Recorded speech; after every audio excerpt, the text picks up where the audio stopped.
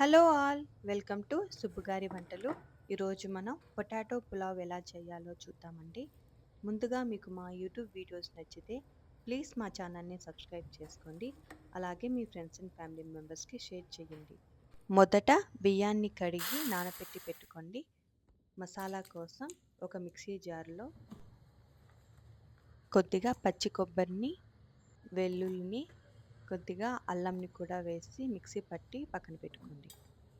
Stove వెలిగించి cooker పెట్టి అందులో కొద్దిగా ఆయిల్ని, కొద్దిగా గీని కూడా వేసుకోండి.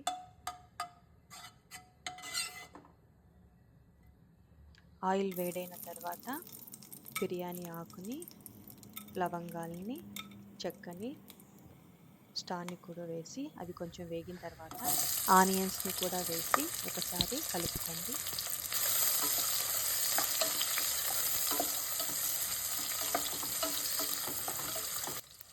పచ్చిమిర్చిని, కొద్దిగా కరివేపాకును కూడా వేసి ఆనియన్స్ లైట్గా గోల్డ్ కలర్లో వచ్చేంత వరకు వేయించండి.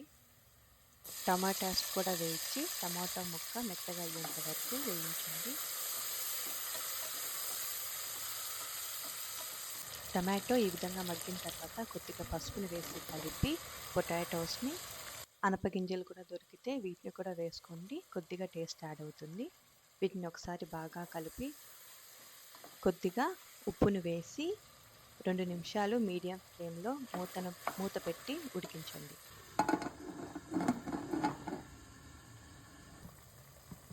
ఇప్పుడు ఇందులో ముందుగా రెడీ చేసి పెట్టుకున్న మసాలాను కూడా వేసి 2 నిమిషాలు పచ్చివాసన పోయేంత వరకు వేయించుకోండి.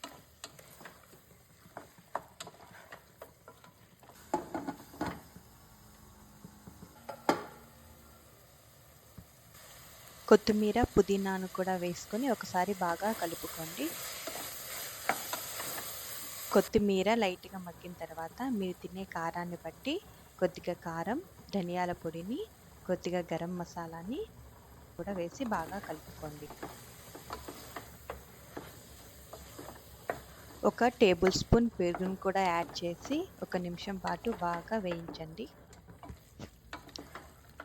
ఇక నేను బియ్యం ఉడికించుకోవడం కోసం నీళ్ళనైతే యాడ్ చేసుకుంటున్నాను.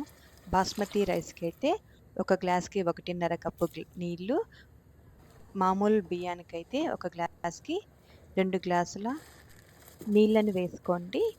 ఎసురు బాగా కాగిపోయింది. ఇక నేను ఇందులో ముందుగా నానబెట్టిన బియ్యాన్నంతటిని వేసుకుంటున్నాను. ఒకసారి కలుపుకొని నీళ్ళని రుచి చూసి ఉప్పు తక్కువగా ఉంటే ఈ స్టేజ్లో ఉప్పుని యాడ్ చేసేసుకొని మూత పెట్టి మీడియం ఫ్లేమ్లో 2 విజిల్స్ వచ్చేంత వరకు ఉడికించుకోండి.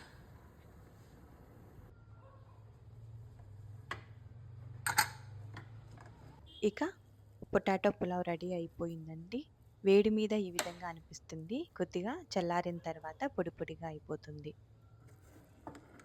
ఇంట్లో పొటాటోస్ ఉన్నప్పుడు ఖచ్చితంగా పిల్లల లంచ్ బాక్సులకి ట్రై చేయండి. పిల్లలకి చాలా బాగా నచ్చుతుంది.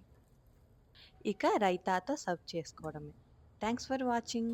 ఇంకొక కుకింగ్ వీడియోలో మళ్ళీ కలుద్దాం. Until then bye bye.